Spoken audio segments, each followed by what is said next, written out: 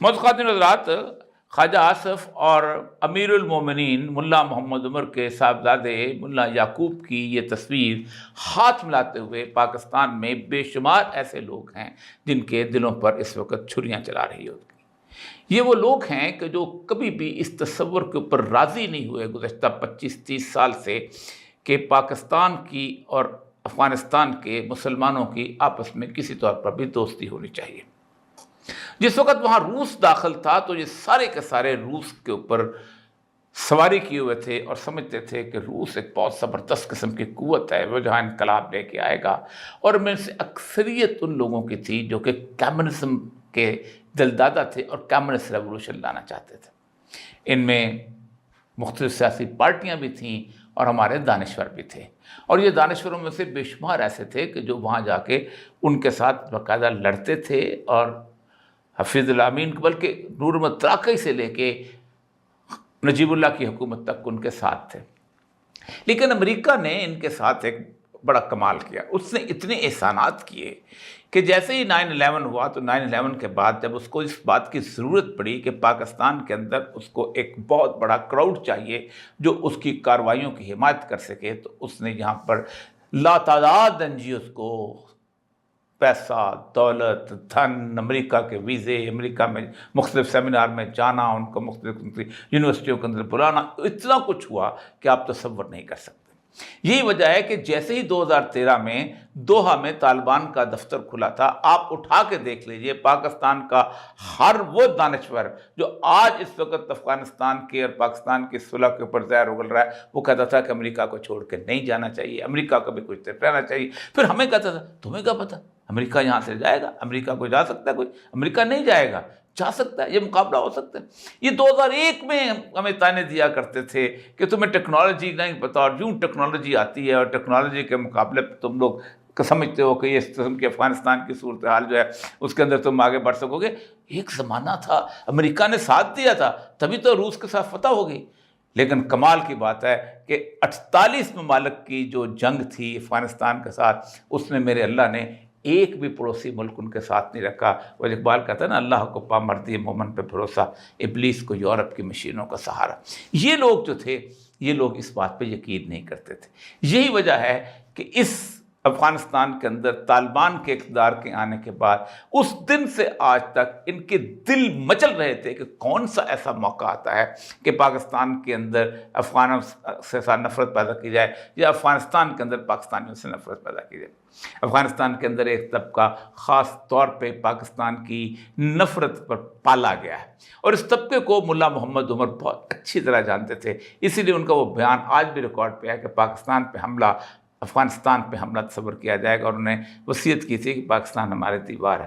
یہ وہ لوگ ہیں جن کو یہ سب لوگ یہاں کے دانشور جانتے ہیں۔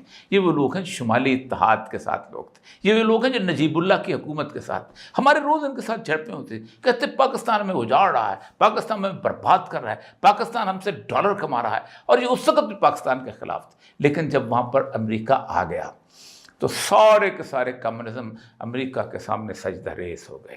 انہوں نے وہاں سجدہ یوں کیا کہ ان کو بھول گیا کہ گزشتہ 70 سال یہ امریکہ کے خلاف امریکہ کو گالیاں نکالتے تھے، انکل سام کہا کرتے تھے، سامراج کہا کرتے تھے۔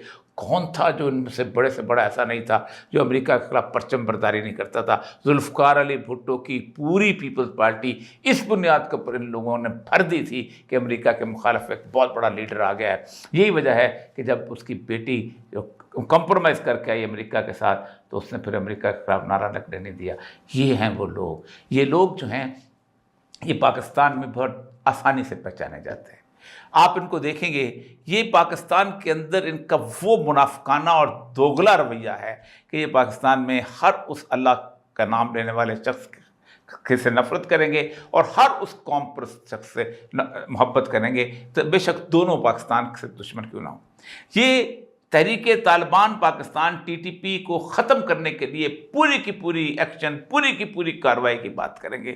اور لیکن آپ اندازہ کریں کہ یہ BLA جو کہ افغانستان کے اندر بنی، جو کہ افغانستان کے اندر اٹھی، آپ سوچیں کہ افغانستان کے اندر جس وقت پاکستان مخالف گورنمنٹ ہوا کرتی تھی تو خیر بشمری سب سے پہلے وہاں چلا گیا تھا. آپ اندازہ کریں کہ ولی خان اور اس کے ساتھ ساتھ اس کے دیگر لوگ جتنے بھی تھے یہ سارے وہاں پر جا کے کابل کے اندر وہاں جا کر بیٹھ گئے تھے 74 کی انسرجنسی کے دوران. اور وہ جمعہ خان صوفی نے جو کتاب لکھ دی ہے کہ کیسے انڈین ایمبیسڈر آتا تھا اور وہ وہاں پر ہمیں پیسے دیتا تھا اور کہتا تھا کہ وہاں جا کے دھماکہ کرو. اور یہ سارے کے سارے انٹلیکچوئل سمجھتے تھے کہ بہت بڑی کارروائی ہو رہی ہے، بہت زبردست.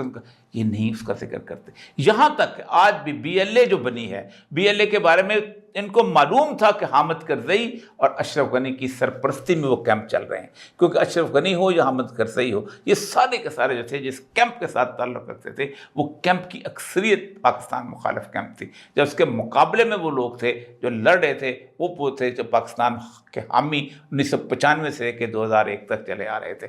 یہی وجہ ہے کہ اس دوران انہوں نے اس BLA کے بارے میں آج بھی یہ کبھی نہیں کہیں گے کہ ان کے اوپر کیا جائے. پاکستان کی تاریخ میں سب سے پہلے شناختی کارڈ دیکھ کر قتل کرنے کا رواج جو تھا یہ پیر غیب کے اس چشمے میں ہوا تھا جہاں میں BDA میں کام کرتا تھا. میرے بیچارے 6 سبارڈینیٹ پنجابی اور 3 بلوچ وہاں نہانے کے لیے گئے تھے اور ان میں سے 6 کو شہید کر دیا. کوئی نہیں بولا تھا اس وقت. آج بھی پنجابیوں کے بارے میں جو صبر یہاں پایا جاتا ہے کہ وہ شناختی کارڈ دیکھ کے اتار کے مزدوروں کوئی بولے گا نہیں. یہ مارنگ بلوچ کے ساتھ جا کے بیٹھتے ہیں اور اس کو جو کوئی کہتا ہے کہ تم کنڈیم کرو تو یہ چیخ اٹھتے ہیں، ان کے منہ لال ہو جاتے ہیں. ان کی باتیں سنیں اس وقت ہیں تم ان کو کہتے ہو یہ ہے. میں آج بھی سمجھتا ہوں کہ وہاں ٹھیک ہے زیادتی ہوئی ہے. میں نے بار اس وقت میں نے لکھنا شروع کیا تھا جب اکبر بگٹی کا واقعہ ہوا تھا. میں نے کہا تھا آپ یہ غلط کر رہے ہیں، لیکن یہ تم نے تمیز کیسے کرنا شروع کر دی دونوں کے. اس کی بنیادی وجہ یہ ہے کہ پاکستان کا یہ طبقہ بنیادی طور پر یہی چاہتا ہے کہ کسی نہ کسی طور پر مسلم امہ کے مسلمان آپس میں لڑتے رہیں. اسی طبقے کو دیکھتے ہوئے 1938 سے بہت پہلے علامہ اقبال جو تھے وہ ظاہر شاہ کو ملنے گئے تھے. اس وقت جو بادشاہ تھا وہاں پر، اور نادر شاہ اس سے ملنے گئے تھے اور اس نے ان کو کہا تھا میں دیکھ رہا ہوں، میری بصیرت کی آنکھ یہ کہہ رہی ہے کہ پاکستان نام کا ایک ملک، پاکستان ایک ایسا ملک مسلمانوں کے نام کا بن رہا ہے آپ کے پڑوس میں اور آپ کے تعلقات اچھے رہیں گے. وہ جانتے تھے کہ جب پورے ملک پر ہندوؤں کا قبضہ ہو رہا تھا، جب بالاجی باجی راؤ نے دلی کے ارد گرد پورا علاقہ تقریباً فتح کر لیا تھا اور شاہ عالم ثانی کی حکومت کے بارے میں کہا جاتا تھا آج دلی تب پالم وہ جگہ جہاں اس وقت دلی کا ایئرپورٹ ہے. اس وقت شاہ ولی اللہ نے خط لکھا تھا احمد شاہ عبدالی کو کہ دیکھو مسلمان اس کے بعد بر صغیر میں مکمل طور پہ ختم ہو جائیں گے. یہ آج جو تمہیں نظر آ رہے ہیں یہاں پر چند مسلمان، یہ کل نہیں ہوں گے. تو احمد شاہ عبدالی 37,000 کا لشکر لے کے آیا تھا اور اس نے 4 لاکھ کی فوج جن میں سے کم از کم 2.25 لاکھ ہاتھی سوار تھے اس کو کچل کے رکھ دیا تھا. اور اس کے بعد کم از کم آپ سوچیں کہ اس کے بعد سے پانی پت کی تیسری لڑائی سے لے کے نریندر مودی کے آنے تک کوئی ایک موقع ایسا نہیں کہ پھر ابھر کر کسی نے بات کی ہو کہ یہ ہم اس کو ہندوتوا بنانا چاہتے ہیں. چھپ کے بات کیا کرتے تھے. یہی وجہ ہے کہ آج کی یہ تصویر بہت زیادہ تکلیف دہ. یہ خواہش کس کی تھی؟ اور اس خواہش کو اللہ نے، کرنے والے کو بھی اللہ نے ڈبو دی. یہ خواہش تھی ڈونلڈ ٹرمپ کی. اور ڈونلڈ ٹرمپ سے پہلے بھی اوباما سے بائیڈن ایڈمنسٹریشن کی تھی. آپ کو یاد ہوگا کہ جس وقت پاکستان سے عمران خان اور یہ لوگ مذاکرات کرتے ہیں، یہ مذاکرات عمران خان تک نہیں رکے، یہ سرارہ ثناء اللہ کے زمانے تک بھی رکے کہ ہم ان کو کسی نہ کسی طریقے سے TTP کا یہ مسئلہ حل کر رہے ہیں. اس وقت یہ کہا جا رہا تھا کہ وہاں سے کم از کم اپنے بندوں کو نکالو. آپ کو یاد ہوگا کہ جب کابل پہ فتح کیا، انہوں نے فتح حاصل کی امارات اسلامی والے طالبان نے، تو بلنکن کو کانگریس میں بلایا گیا تھا اور کہا گیا تھا فوراً 20,000 ویزے جاری کرو، اس لیے کہ وہاں پر ہمارے وہ بندے مر رہے ہیں. اس لیے کہ یہ وہ بندے تھے جن کو امریکہ نے ایسے جیسے پاکستان کے NGOs ہیں، جیسے افغانستان میں ان کو انہوں نے پالا تھا، پوسا تھا، ان کو باقاعدہ کسی کو مترجم کے طور پہ، کسی کو سیاسی مشیر کے طور پہ، کسی کو HRI ہیڈ کے طور پہ ان کو اپنے ساتھ لگایا تھا۔ یہ تقریباً 1,40,000 لوگ تھے۔ آپ کو یاد ہوگا کہ جب 1988 کے اندر روس یہاں سے رخصت ہوا ہے اور اس کے بعد آپس میں خانہ جنگی ہوئی ہے، تو اس وقت بھی سمجھتے تھے کہ اب ہم مارے جائیں گے، مسئلہ ہو جائے گا، ہم کس کے ساتھ جائیں؟ تو کبھی ان کو کسی نے جرمنی میں پناہ دی، کہیں ان کو فرانس میں پناہ دی گئی، کہیں ان کو انگلینڈ میں، کہیں امریکہ میں۔ آپ کو بے شمار ایسے آپ کو افغانی نظر آئیں گے وہاں کاروبار کرتے ہوئے، وہاں مختلف قسم کے ہوٹل کھولے ہوئے، اور بے شمار چیزیں۔ ان میں تاجک بھی تھے، ازبک بھی تھے، پختون بھی تھے، سب تھے۔ لیکن یہ سارے کے سارے دوبارہ واپس آ گئے جب امریکہ 9/11 کے بعد دوبارہ وہ داخل ہوا ہے، وہ بہت کابل کے اندر کلاب کے راستے داخل ہوا ہے، تو یہ سارے کے سارے واپس آ گئے۔ 20 سال جنگ کے بعد جب ان کو واپس بھیجا تو خواہشیں مچل رہی تھیں، دل تڑپ رہے تھے کہ دوبارہ جنگ کیوں نہیں ہوتی۔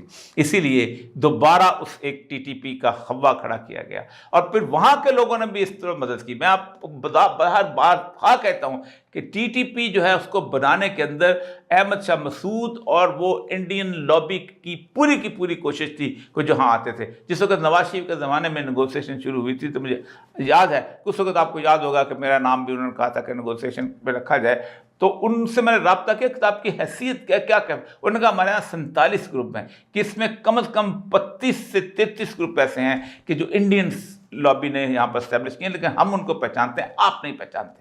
یہی وجہ ہے کہ جو کوئی یہاں سے بنو عقل سے اٹھتا تھا، گجرانوال سے جہاد کرنے اٹھتا تھا، وہ جا کے اس کو پتہ نہیں چلتا تھا، ایک جیسی داڑیاں، ایک جیسی نمازیں، ایک جیسا دیوبند کا مکتبہ فکر، وہ جا کے ان کے ہاتھ چڑھ جاتا تھا اور وہ وہاں پر اس کو جیسے چاہے استعمال کرتے تھے۔ یہی وجہ ہے کہ اسی جگہ سے، اسی TTP سے، جس کو کابل، وہ جو جلال آباد کا دھماکہ تھا، $1,95,000 پہ خودکش بمبار خریدا گیا تھا۔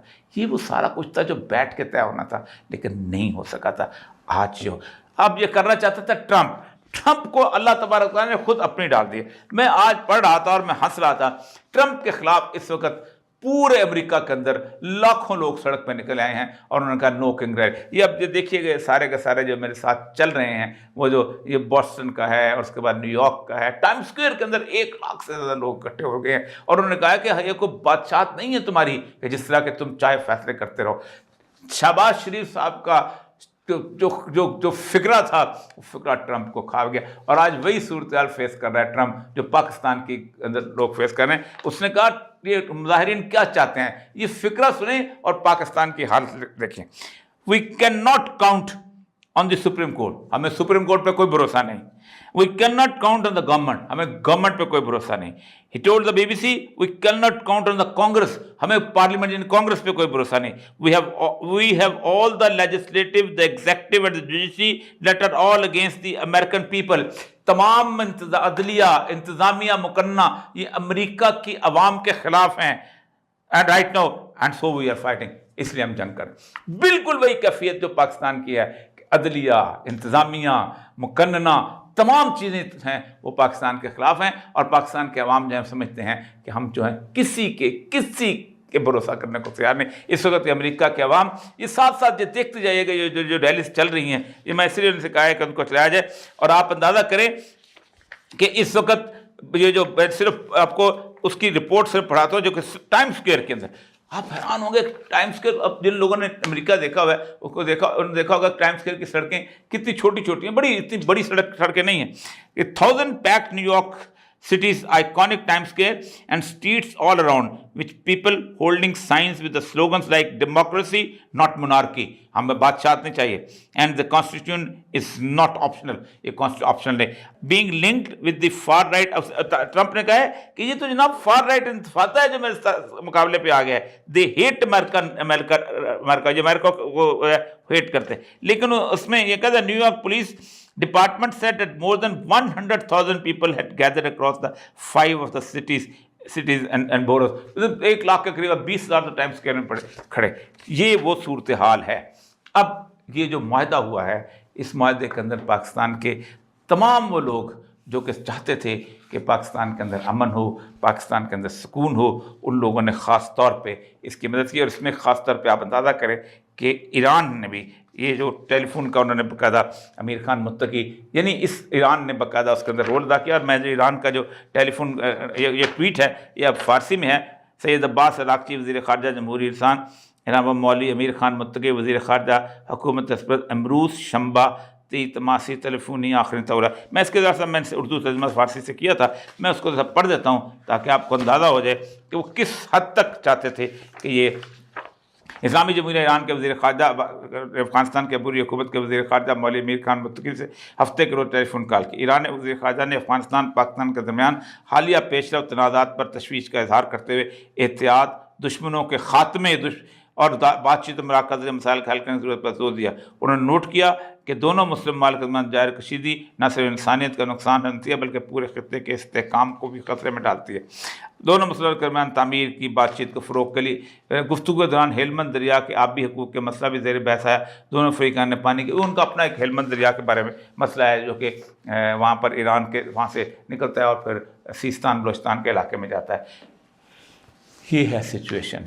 اور اس سچویشن کے اندر اس وقت امریکہ کا وہ ٹرمپ جو کبھی سمجھتا تھا کہ وہ آل اینڈ آل ہے, اس وقت پورے امریکہ میں اس کے خلاف ہنگامے پھوٹ پڑے ہیں.